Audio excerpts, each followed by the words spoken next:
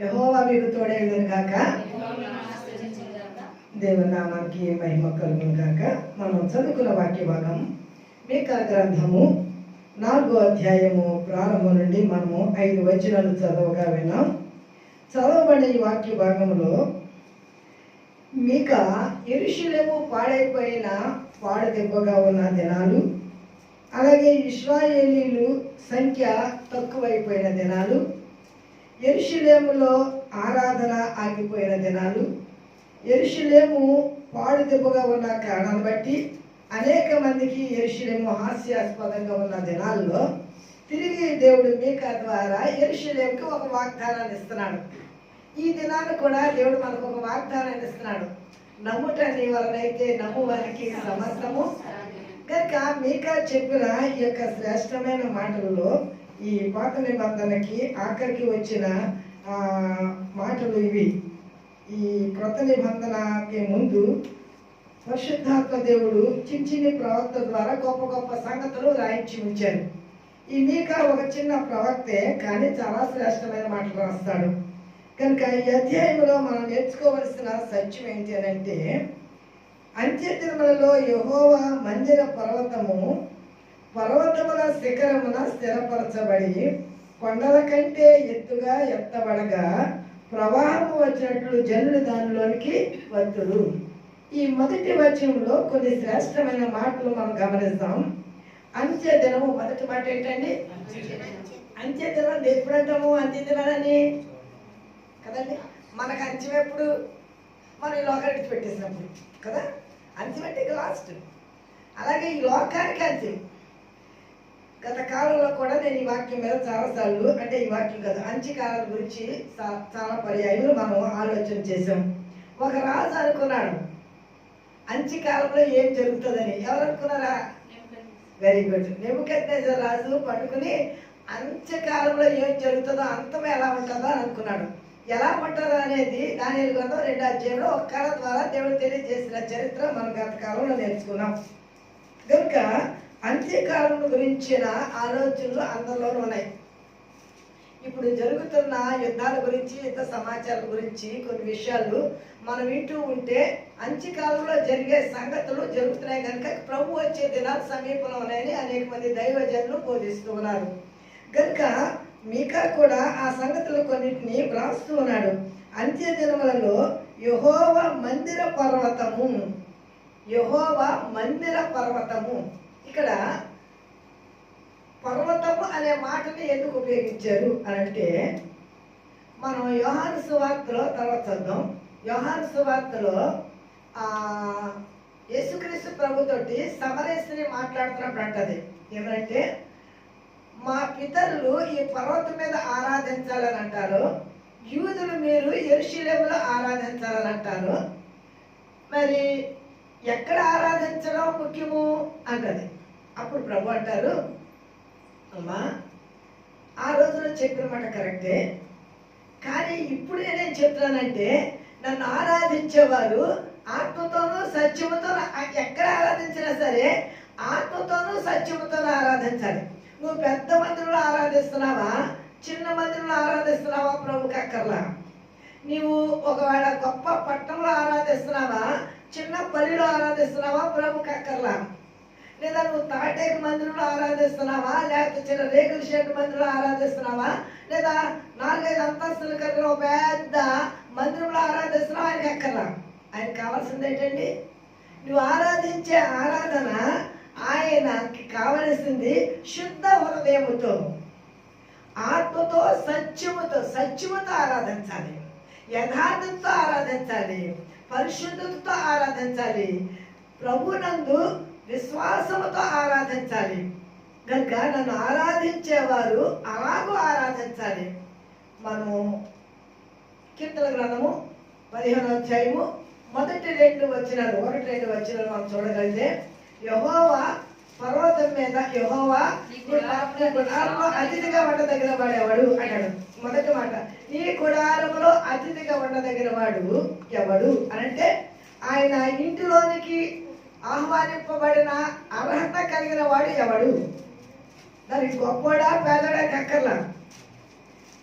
యేసుప్రభు వారు లాజరు ధనవంతుడు యొక్క కథ ఉపమానంగా చెప్పారు. దాన్ని తీసుకుని చాలా మంది అంటారు, ఇప్పుడు లాజరు పరలోకంలో ఉన్నాడు, ధనవంతుడు నరకంలో ఉన్నాడు అంటారు. నరకం ఉన్నది, పరలోకం ఉన్నది. కానీ ఇప్పుడు వెంటనే నరకానికి వెళ్ళరు, పరలోకానికి వెళ్ళరు. నరకానికి ఎప్పుడు వెళ్తారంటే తీర్పు తర్వాత, పరలోకానికి ఎప్పుడు వెళ్తారంటే తీర్పు తర్వాత. కుడివైపు ఉన్న వారితో ప్రభు అంటారు, నా తండ్రి చేత ఆశీర్వదించబడిన వారా, మీ కొరకు ఏర్పాటు చేయబడిన నా తండ్రి రాజ్యంలో ప్రవేశించుడి అని. తర్వాత ఎడమ వైపు ఉన్న మేకల, గొర్రెలు మేకలు వేరు చేయబడినప్పుడు అపవాదికి మీ తండ్రి అయిన అపవాదికి మీకు ఏర్పాటు చేయబడిన నిత్య నాశనంలోకి పొండి అని అంటాడు. అంటే ఇది ఎప్పుడు జరిగేది? తీర్పు తర్వాత, తీర్పు తర్వాత జరిగేది. కనుక ధనవంతుడు అని అనుకున్నాడు, నేను ఇక్కడ నా డబ్బును బట్టి నేను ఆరాధించాను, నాకున్న ఐశ్వర్యం బట్టి ఆరాధించాను, నేను ఆరాధించాను. ఎందుకంటే అతడు సమాధి చేయబడ్డాడు. అంటే తండ్రి అబ్రహాం అని ఎందుకు అడుగుతాడు? అతడు అన్యుడు కాదు, అతడు యూదుడే. కానీ అతడు దేవుడి రాజ్యంలోకి వెళ్ళకపోవడానికి కారణం ఏంటంటే తన ధనం తనగట్టు వచ్చింది, తన ఐశ్వర్యం తనగట్టు వచ్చింది. పేద లాజరు దేవుని యందు విశ్వాసం గలవాడిగా ఉన్నాడు కనుక అతడు పై రూపంలో దేవుడు చూడలేదు. నేను ఏ విషయం చెప్తున్నా మీకు అర్థమవుతుంది కదండి. ఆరాధన ఏమనుకుంది మనం మాట్లాడతామండి? ఆరాధించేవారు ఆత్మతో సత్యం. నువ్వు ధనవంతుడిగా ఆరాధిస్తున్నావా, ఘనమైన స్థలం ఆరాధిస్తున్నావా, నువ్వు పేదవాడిగా చెట్టు కింద ఆరాధిస్తున్నావా? ఆయన చూస్తున్నాడు. ఆయనకి ఆరాధన, ఏ ఆరాధన ఆయనకి అవసరము, ఏ ఆరాధన ఆయనకి ఇష్టం అని అంటే సత్యముతోటి పరిశుద్ధంతో ఆరాధించిన ఆరాధన. అందుకే లాజరు పెద్ద దేవాలయంలో ఆరాధించరా, ఒక చెట్టు కింద ఆరాధించాడు అంతే. అతని దేవుడు దేవుని యొక్క రాజ్యంలో పంపడానికి ఇష్టపడ్డాడని చెప్పడానికి ఆ ఉదాహరణ యేసుప్రభు చెప్పారు. కనుక ఇక్కడ మనము అతిథులు. ఇప్పుడు ఇద్దరు ఎవరు అతిథులు? యేసుప్రభుకి నీ గుడారంలో అతిథిగా వంట తగిన వాడికి వస్తుంది. ఎవరు అతిథులు ఇద్దరు ప్రభుకి? లాజరు. ఎందుకంటే ధనవంతుడు కాదు, ధనవంతుడు ఒక ఈ లోకంలో ఈ గుడారాల్లో అతిథిగా ఉండడానికి ఆహ్వానం పలకొచ్చు, కానీ లాజరుని ఎవరు పలకరు. కానీ ఎవరు పలికారు? ప్రభు పలికారు. ఎందుకంటే ప్రభు కావాల్సిందంటే లాజరు లాంటి భక్తి, లాజరు లాంటి హృదయము, లాజరు లాంటి మనస్సు దేవుడు కోరుకుంటున్నాడు.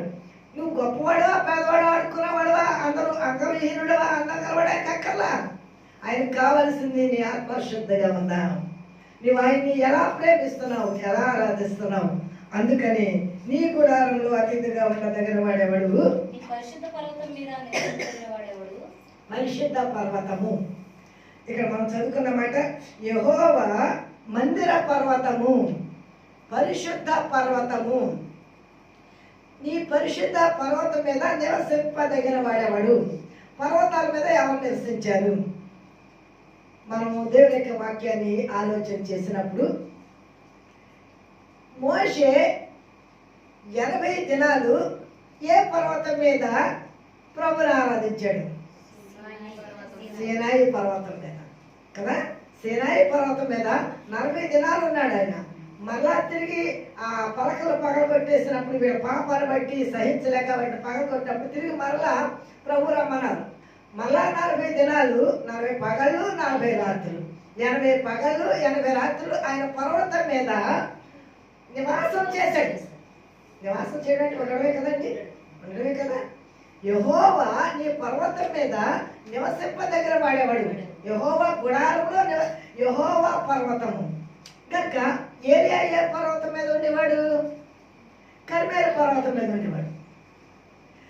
అబ్రహాము ఏ పర్వతం మీద బలర్పించమని చెప్పాడు దేవుడు?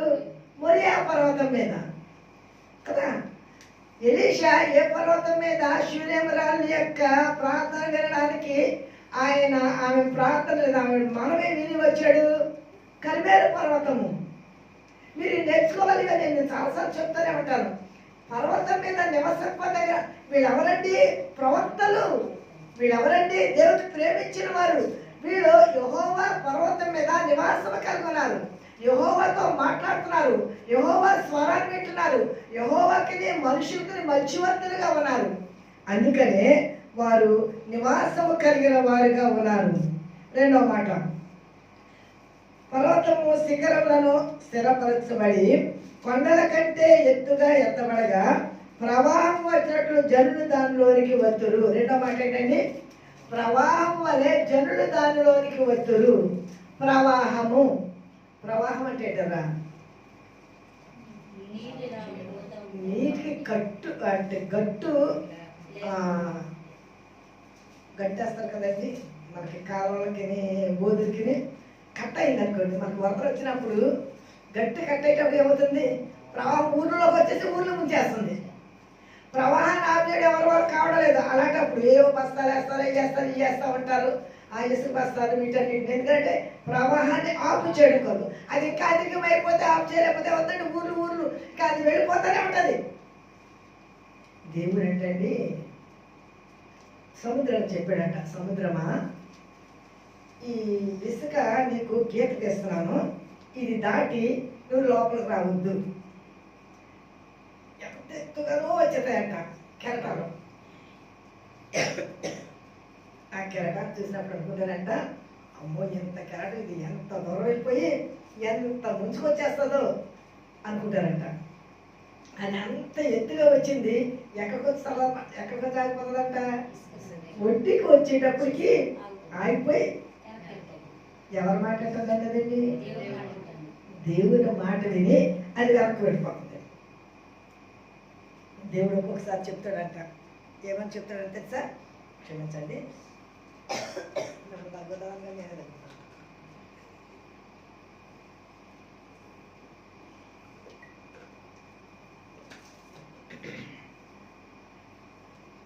సారీ. సముద్రమా, ఈ పిల్లలు నా మాట ఎక్కలేదు. ఏ పిల్లలు?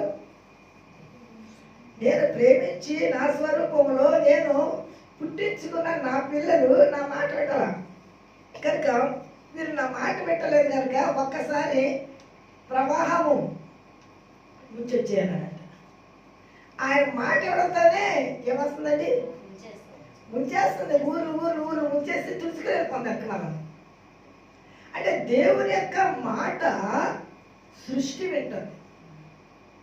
దేవుని మాట మనం వింటలేదు కనుకనే మనల్ని సృష్టికి అప్పగిస్తూ ఉంటాడు.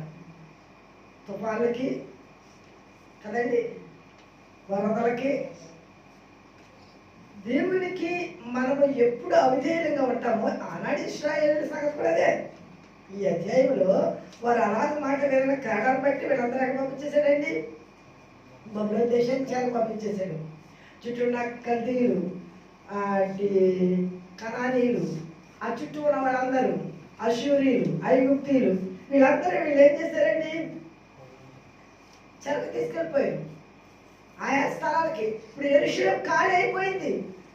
తిరిగి మరలా యెరూషలేముని దేవుడు జ్ఞాపకం తెచ్చుకుంటారన్నాడు. జ్ఞాపకం తెచ్చుకుని ప్రవాహం వలె మరలా నీ జనుల యొద్దకు వస్తారు. యెరూషలేమా, తిరిగి మరలా నువ్వు కళకళలాడతావు, తిరిగి మరలా సంతోషిస్తావు. ఎస్తేరు గ్రంథం 8వ అధ్యాయము 17వ వచనం. ఎస్తేరు గ్రంథము 8వ అధ్యాయము 17వ వచనం. అక్కడ ఇశ్రాయేలీయులకు లేదా యూదులకి శ్రమ వచ్చింది. మనకి ఎస్తేరు 3 రోజుల ఉపవాసంలో మీరు నేర్చుకుంటూ ఉంటారు కదా. ఎస్తేరు గ్రంథంలో చాలా సుభిష్టిగా, సంతోషంగా, అందంగా, ఆనందంగా ఉన్న జీవితం ఎస్తేరుది కానీ యూదులది కానీ. కానీ ఇక్కడ నేను ఎప్పుడు మీకు ఒక మాట చెప్తాను, పర్వాలేదు అనేది మన జీవితంలో ఎప్పుడు ఉండకూడదు. అందుకే ప్రభు అంటారు, మీరు శోధనలో ప్రవేశించుకున్నట్లు మెలకు కానీ ప్రార్థన చేయండి. పర్వాలేదులే ఈరోజు నిద్రపోయే వరకు ప్రార్థన చేసుకోవడం మానేసి మధ్యరాత్రిలో వస్తుంది సైతం గడు, ఏదో భయం వేసి కళాస్తుంది, డబ్బులు వేసిపోయి కూర్చుని అప్పుడు ప్రార్థన చేద్దాం. ఎందుకంటే భయం వేసింది కదా. కనుక మనము ఎప్పుడు ప్రార్థన నిర్లక్ష్యం చేస్తామో అప్పుడు అప్పుడు చూడగలుగుతుంది. యూదులు అంటండి, మా పిల్ల పట్టకురాడి అయింది, మాకేం పర్వాలేదు అని అనుకున్నారంట. అప్పుడు సాతాను గారు హామూన్ గారు తలలో పెట్టింది ఏమనంటే, ఇక్కడ ఏం పర్వాలేదు అని అనుకున్నారు, వీళ్ళందరూ ఒకసారి జరిపించేటట్లు ఒక శాస్త్రాన్ని పుట్టించారు. ఒకే దినాన్ని యూదులందరూ చంపబడాలి. పిల్లలు, పెద్దవాళ్ళు, యవనస్తులు, స్త్రీలు ముసలివాడు అందరూ ఒకే దినాన్ని చంపబడాలనే శాసనం ఆర్డర్ జారీ అయిపోయింది. ఇప్పుడు ఏం చేస్తారండి? గోరు బట్ట కట్టుకుని ఉపవాసం ఉండి ప్రార్థన చేయడం మొదలుపెట్టారు. ఎస్తేరు కూడా నేను చేయడమే కాదు మీరు కూడా చేయండి. 3 దినాలు అన్నపానాలు మాని నేను చేస్తాను, మీరు కూడా అన్నపానాలు మాని 3 దినాలు ప్రార్థన చేయండి. మన దేవుడిని ఇప్పుడు శాంతిపరుస్తాం. మన దేవుడు మన మీద జారీ చేసుకోవాలి, మన దేవుడు మనం రక్షించాలి, మన దేవుడు మనం తిరగాలి అని ఎప్పుడు ప్రార్థన చేయడం ప్రారంభించారు, దేవుడు వారి పక్షంగా గొప్ప కార్యం చేయడం మొదలుపెట్టాడు. హల్లెలూయా. అప్పుడు ఆ ఐగుప్తులో ఉన్న వాళ్ళందరూ క్షమించండి, బబులోను దేశంలో ఉన్న వాళ్ళందరంట మీ దేవుడు చాలా గొప్పవాడు. అంటే మన జీవితంలో దేవుడు ఒక అద్భుతాన్ని ఆశ్చర్యకార్యం చేసినప్పుడు అన్యజనులు ప్రవాహం వలె మీ యొద్దకు వచ్చేదారు అనే వాక్యం మనం చదువుతున్నాం కదా. కనుక ఇప్పుడు బబులోను దేశస్తులందరూ ఎవరండి? అన్యులు. ఇప్పుడు చదువుతాం. రాజు చేసిన తీర్మానమును అతని చట్టమును వచ్చిన ప్రతి సంస్థానమందును ప్రతి పట్టణమందును యూదులకు ఆనందమును సంతోషమును కలిగాను. అది శుభదినమని విందు చేసుకునేది. ఎప్పుడండి? ఎప్పుడు వీళ్ళ చంపబడాలి అనేసి చట్టం జారీ అయిందో ఇది రివర్స్ అయిపోయింది. తిరిగి మరలా రాజు ముఖం ఇచ్చేసాడు. మీకు ఇష్టం వచ్చినట్టుగా మీరు మీ చట్టాన్ని మీరు మీకు కావాల్సినట్టుగా రాసుకోవడాలంటే ఎక్కడ యూదులను చంపాలని అనుకున్నారో తిరిగి వాళ్ళు మీరు చంపండి, మీ శత్రువుల మీద చంపండి అనే శాసనం తిరిగి రాయబడినప్పుడు ఇప్పుడు మొద్దుకై గోరు పట్ట కట్టుకుని బూడిదలో కూర్చున్న మొద్దుకై ఈ దినాన్ని తన తల మీదకి వచ్చిందండి కదండి, కిరీటం వచ్చింది, సన్నని నారబట్టలు వచ్చినాయి. ఒక్కసారి తన జీవితం అంతా మారిపోయింది. హామాన్ యొక్క పోస్ట్లోకి ఎవరు చేశారండి? మొద్దుకై ఇచ్చాడు. హామాన్ని చంపాలనుకున్న ఉడుకోయి మీద ఎవరు చంపారు? మొద్దుకై చంపాలని ఉడుకోయి మీద ఎవరు చెప్పారు? హామాన్ని చెప్పారు. కనుక ఇప్పుడు హామాన్ యొక్క స్థితిని చూచారు, ఆ యూదులందరి యొక్క సంతోషాన్ని చూసి ఇవన్నీ జనాలు అంటున్నారండి. ఏమన్నారు? ఇప్పుడు చూద్దాం. మరియు దేశ జనులలో భయం కలిగిన కనుక అనేకులు యూదుల మతమును అవలంబించారు. అంటే అనేకులు యూదుల మతములోనికి చేర్చబడి. ఎందుకంటే మీ దేవుడు గొప్పవాడు, మన దేవుడు మన పక్షంగా అద్భుతాలు చేసినప్పుడు, మన దేవుడు గొప్ప కార్యాలు చేసినప్పుడు నేను ఒకటే ప్రార్థన చేస్తాను, ప్రభా ఇప్పుడు ఈ వయసులో నేను మీటింగులు పెట్టలేను, కటౌట్స్ కట్టించి మరి మీటింగులు పెట్టించి దేవుని యొక్క పరిచర్యను విస్తరింప చేయడానికి ప్రయాసపడే వయసు నాకు కాదు. కానీ మరి ఇంత పెద్ద మందిరం ఇచ్చో ఈ మందిరం నిండాలి అని అంటే మీరు ఒక పని చేయండి. ఏంటి ఆ పని? దేవుడు వారి పక్షముగా అద్భుతములు చేశాడు కనుక అనేక మంది ప్రవాహం వలె యూదా మతమును అవలంబించింది అన్నది. ఎందుకంటే అక్కడ అద్భుతం జరిగిన మూలకనే కదా. చంపబడవలసిన ఆ సమయానికి శత్రువుల్ని చంపి వీళ్ళు విజయాన్ని సాధించారు కనుక వీడు దేవుడు గొప్పవాడని అనేక మంది నమ్మారు. అలాగే ప్రభా మీరు అద్భుతాలు చేయడం ప్రారంభించండి, స్వస్థత కార్యం చేయడం ప్రారంభించండి. మీరు ఆదిలో నాకు ఇచ్చిన 23లో ఇచ్చిన ఆ యొక్క కృపావరాలు తిరిగి మరలా మీరు పని చేసేటట్లుగా మీరు వాడుకోండి. మనం ఎవరు పిలవక్కలేదండి కదండి. ఒకళ్ళు చచ్చిపోయి బతికరండి చాలండి, వాళ్ళ క్యాన్సర్ బాగైతే చాలండి, వాళ్ళు ఎయిడ్స్ బాగైతే చాలండి, వాళ్ళ కిడ్నీలు బాగైతే చాలండి. దేవుడు అద్భుతాలు చేయడం మొదలు పెడితే మనం ఎవరిని పిలవక్కర్లా. అక్కడ అద్భుతాలు జరుగుతున్నాయని జనాలు ప్రవాహం వలె జనం వస్తారంటండి, ప్రవాహం వలె. కనుక దేవుడు అద్భుతాలు చేసినప్పుడు ప్రవాహం వలె జనులు, ప్రవాహం వచ్చినట్లు జనులు దానిలోనికి వద్దరు.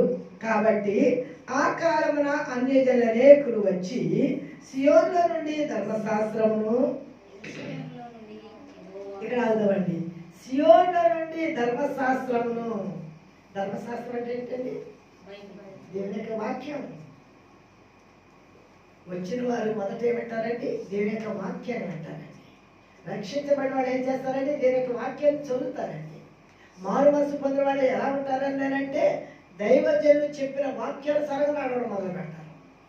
అందుకని సియోనులో నుండి ధర్మశాస్త్రమును, యెరూషలేములో నుండి యెహోవా వాక్కును బయలువెళ్ళును. దేవుని మహిమ కలుగాక. హల్లెలూయా. యెరూషలేములో నుండి యెహోవా వాక్కు బయలు వెళ్ళును. యెరూషలేము దేవుని సన్నిధి, యెరూషలేము దేవుని మందిరం, సియోను దేవుడు ఏర్పరచుకున్న పట్టణం. దేవుని యొక్క సన్నిధిలో దైవ జనులుగా మనము దేవుని పరిచర్య చేయడానికి దేవుడు వాడుకున్నప్పుడు, ఆయన అద్భుతాలు ఆశ్చర్యకార్యాలు చేసినప్పుడు అనేక మంది ప్రవాహం వలె వచ్చింది. వాక్యం ఉండాలండి మన దగ్గర, పరిశుద్ధత ఉండాలండి మనలో, ప్రేమ ఉండాలండి. అన్నిటికంటే ఏది శ్రేష్టమైనదండి? ప్రేమ. కొరింథీ పత్రిక 13వ అధ్యాయము కథ పెట్టండి పిల్లలు. మీ సండే స్కూల్ VBSలో అది ఒకటి ఇంపార్టెంట్గా చెప్పి, నేను VBSలో సండే స్కూల్లోనే నేర్చుకున్నాను అది కథక. అసలు ఎంత ప్రేమ లేక ఆ సంఘానికి రాస్తాడండి పౌలు గారు. వాళ్ళు కాల్చబడి శరీరం అప్పగించిన, లేదా కొండల పెకల విశ్వాసం అన్నా, నువ్వు బేదల కొరకు ఆస్తంతా ఇచ్చిన, ఇంకా నువ్వేమేమేమి చేసినా సరే ప్రేమ లేకపోతే అదంతా వ్యర్థమంటాడు. ప్రేమే శ్రేష్టమైనది. ఏ ప్రేమ కలుగుతారంటే మిక్కటమైన ప్రేమ కలుగుతారంట. మనం ఒకరేడల ఒకరము మిక్కటమైన ప్రేమ అంటే లోపల కనబడతాయా? మిక్కటమైన ప్రేమ అంటే ఒకరి గురించి ఒకరు చెప్పుకుంటామా? మిక్కటమైన ప్రేమ అంటే ఒకరి గురించి ఒకరు ద్వేషించుకుంటామా? ప్రేమ అన్నిటిని వచ్చును, ప్రేమ అన్నిటినీ క్షమించును, ప్రేమ అన్నిటిని మర్చిపోను. కనుక అలాంటి దేవుడి ప్రేమ, క్రీస్తు ప్రేమ మనం కలిగి ఉండాలని దేవుడు కోరుకుంటున్నాడు. కనుక యాకోబు దేవుని మందిరమునకు యెహోవా పర్వతమునకు మనము వెళుదాము రండి. ఇప్పుడు ఏమంటున్నారంటే, మనము మన దేవుని దగ్గరికి, మన పట్టణానికి మనము వెళదాం. మనం దేవుని మాట వినని కారణాన్ని బట్టి దేవుని యొక్క ప్రవక్తలు చెప్పిన మాటలు తిరిగే ఎంతకాలం చెప్పాడండి? 7 సంవత్సరాలు చెప్పాడండి. అయినా వినాలా? వినలేదు కనుక మనం ఇలాంటి స్థితికి వచ్చాము. కనుక ఇప్పుడు విన్నాం. ఇప్పుడు యాకోబు దేవుని దగ్గరికి వెళదాం. మన దేవుని యొక్క పర్వతం మీదకి యెరూషలేము వెళదాం, ఆయన మనం ఆరాధిస్తాం అని తిరిగి మరలా వారు వెళుదాం రండి. ఆయన తన మార్గముల విషయమై మనకు బోధించును, మనం ఆయన త్రోవల్లో నడుచుకుందాము. ఆయన తన మార్గముల విషయమై మనకు బోధించును. ఇప్పుడు ఏం బోధిస్తున్నారండి సేవకులు? ఆయన మార్గం.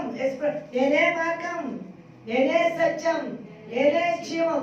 ఆయన మార్గము ప్రేమ కలిగిన మార్గం, ఆయన మార్గము పరిశుద్ధమైన మార్గం, ఆయన మార్గము ద్వేషించేది కాదు, దూషించేది కాదు, ఆయన మార్గము చంపేది కాదు, ఆయన మార్గము ఈ లోక మనుషులు, ఈ లోక దేవతలు. ఎందుకు చాలా మంది బైబిల్ దేవుడు అంటే దేవతలు అంటే సార్, అమ్మో అడిగి ఇవ్వకపోతే, అనుకున్నవి మనం చేయకపోతే ఆ దేవతల దేవుడు మనం ఏమైనా చేస్తా ఎవరి భయం? మన దేవుడు ఏం చేయండి, అందుకని మనం భయం కదా. కాకపోతే ఏం చేయడు కానీ ఆశీర్వాదం కోల్పోతాం మనం అంతే. ఏమైనా మనకేం కీడు చేయడు, కానీ ఏం కోల్పోతామండి? ఎందుకు కోల్పోతాం? మనం విత్తితే దాన్ని పంటను చూస్తాం. విత్తలేదనుకోండి పంట ఎక్కడి నుంచి వస్తుంది? విత్తితేనే కదా. నువ్వు ఒక 10 విత్తనాలు విత్తేవనుకో 10 మొక్కలు వస్తాయి. ఆ 10 మొక్కలకి చాలా కాపు వస్తుంది. అసలే ఏమి విత్తకుండా అక్కడ కాపు కావాలంటే కాయకూర ఎక్కడికి వస్తుంది? కనుక దేవుని సన్నిధిలో మనము మన విశ్వాసం బట్టి, మన భక్తిని బట్టి మనం ఎంత విత్తుతామో అంత పంటలు కోసుకుంటాము. కనుక మన జీవితంలో ఆ ఆశీర్వాదాన్ని మనం కోరుకుందాం. అలాగే ప్రభు కొరకు జీవిస్తాం. 3వ వచనం చదువుతున్నాం చూడండి. దేవుని మందిరమునకు యెహోవా పర్వతమునకు మనం వెళుదాం రండి. ఆయన తన మార్గముల విషయమై మనకు బోధించును, మనము ఆయన త్రోవల్లో నడుచుకుందాము. ఎవరు బోధించును? అదే ఇప్పుడు మాట్లాడేది అమ్మ కాదు, మాట్లాడేది సేవకుడు కాదు, మాట్లాడేది సేవకులు కాదు. ఎవరు మాట్లాడతారు అనుకోవాలండి? ప్రభు మాట్లాడతారు అనుకోవాలండి. దేవుడు మాట్లాడుతున్నప్పుడు ద్వేషం రాదు. దేవుడు మాట్లాడుతున్నప్పుడు ఆవిడ గురించి చెప్తుంది అనగా ఈరోజు ప్రభు నాతో మాట్లాడానండి, దేవుడు నిజంగా నాతో సూటిగా మాట్లాడక నేను దిద్దుకున్నానండి అని చెప్తే ఎవరు మాట్లాడారనుకుంటారు? వాళ్ళు ప్రభు మాట్లాడారనుకుంటారు. ప్రభు మాట్లాడారు అనుకుంటే వాళ్ళ జీవితం బాగవుతుంది. అందుకనే దేవుని ఆయన మార్గముల విషయమై మనకు బోధించును, మనం ఆయన త్రోవలో నడుచుకుందాము అని చెప్పుకుందరు. ఆయన మధ్యవర్తి అయి అనేక జనులకు న్యాయము తీర్చును. ఆయన మధ్యవర్తి. యేసుప్రభు దేవునికి మనకి మధ్యవర్తి. మధ్యవర్తి అన్నకి ఆయన చనిపోయినప్పుడు జరిగిన సంగతి ఏంటి తెలుసా? ప్రధాన యాజకుడు ఏడాదికి ఒక పర్యాయము తన పాపం నిమిత్తమును ప్రజల పాపం నిమిత్తమును 2 రక్తపు పాత్రలు పట్టుకుని ఆ యొక్క తెర లోపలికి వెళ్తాడు. తన పాపం క్షమించబడతాడు, చచ్చిపోతాడు. ప్రజల పాపం నిమిత్తం ప్రధాన యాజకుడు దేవునికి ప్రజలకి మధ్యవర్తిగా ఆ రక్త ప్రోక్షణ ఆ బలిపీఠం అక్కడ మందసం దగ్గర చేయడానికి వెళ్తాడు. అక్కడ అతను పాపం చేసిన వాడైతే అక్కడ చచ్చిపోతాడు. లోపలికి ఎవరైతే వాడు చచ్చిపోతాడు. అందుకని అతను వెళ్ళేటప్పుడు ఏం కట్టుకున్నాడంటే తన నడకి ఒక తాడు కట్టుకుంటాడు. ఆ యాజకుని యొక్క అంగీకి చుట్టూ మువ్వల కలిగిన గంటలు ఉంటాయి. యాజకుడు లోపల యాజకత్వం చేస్తున్నాడు, బ్రతుకున్నాడని చెప్పడానికి ఆ మువ్వల శబ్దం బయటకు వినపడుతుంది. అది వినబడి ఆగిపోయింది అనుకోండి, అతడు చనిపోయాడు నిర్ధారణ అయినప్పుడు లోపలికి ఎవరైతే వాడు చచ్చిపోతాడు. అందుకని ఈ తాడు పట్టుకుని బయటకు లాగేస్తాడు. అలాంటి ధర్మశాస్త్ర సంబంధమైన నిష్ట కలిగిన యూదుల్లో ఆ తెర చాలా దర్శనగా ఉంటుందంట. అది సామాన్యంగా చిరిగిపోయే తెర కాదు.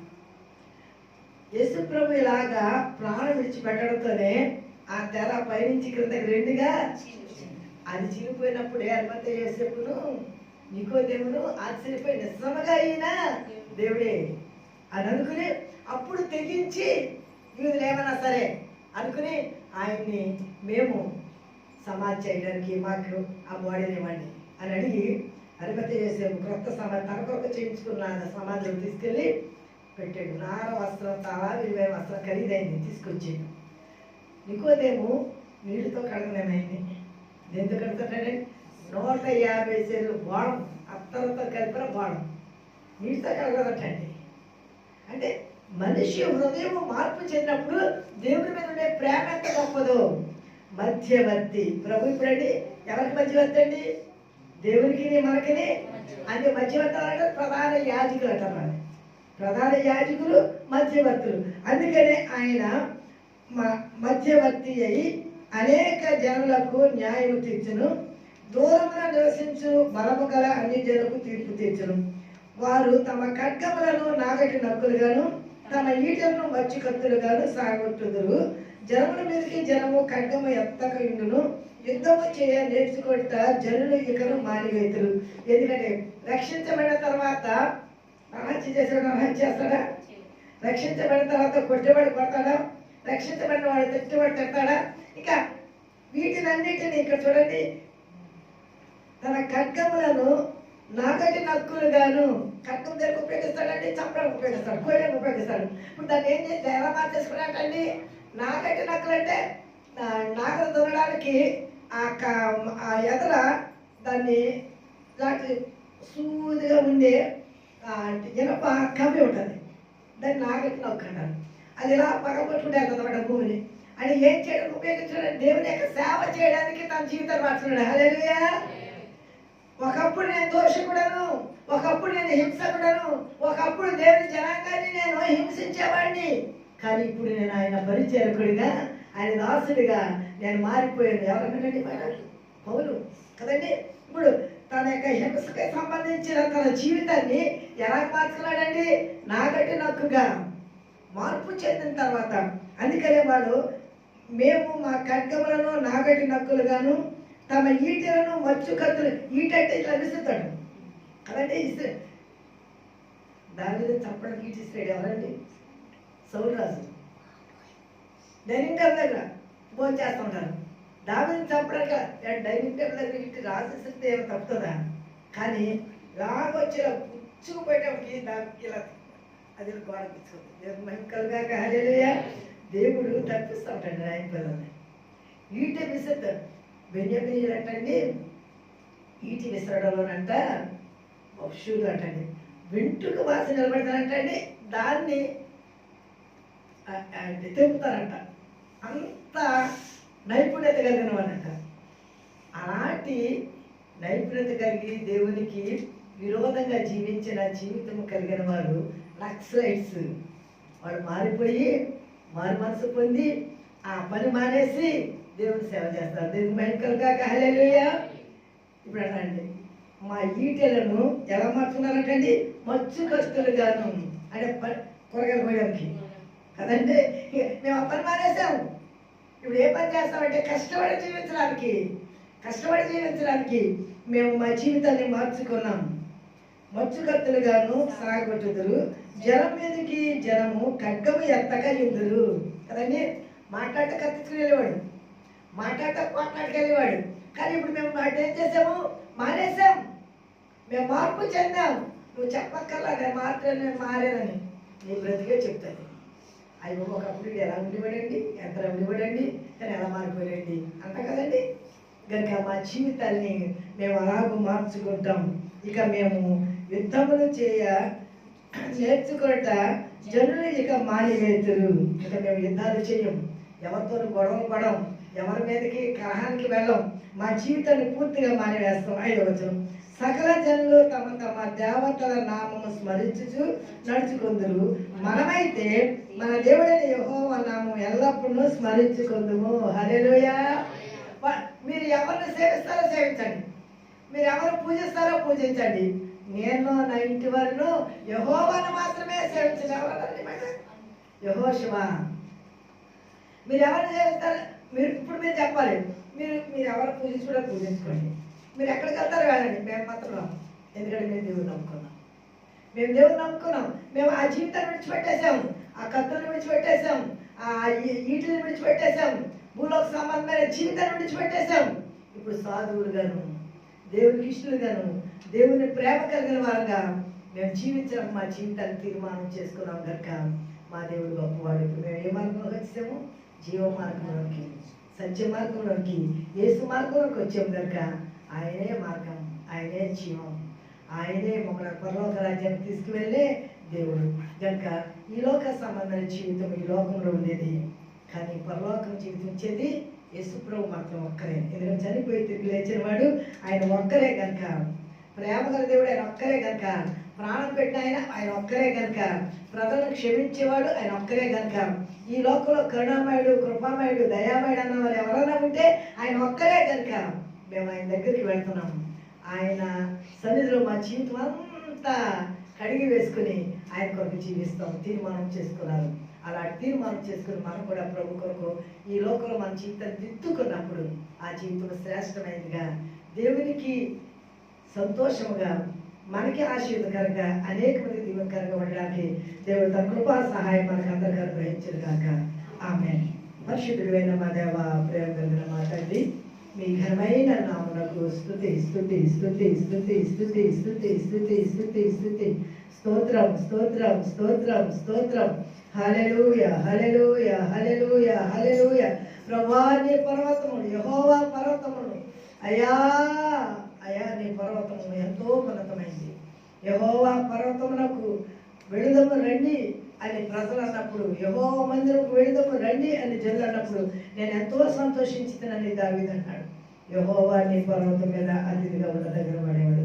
నీ పరిశుద్ధ పర్వతం ప్రభువా నీ సన్నిధి, సియోను నీ సన్నిధి, ప్రభువా యెరూషలేము నువ్వు కోరుకున్న పట్టణం. దేవా నీ మందిరంలో మేము నేను ఆరాధించుటకు, మా జీవితాన్ని మార్చుకుని మీ సన్నిధికి వచ్చే వారంగా ఉండుటకు, ఆ ఎరువులో మేము ఉండుటకు సహాయం చేయండి.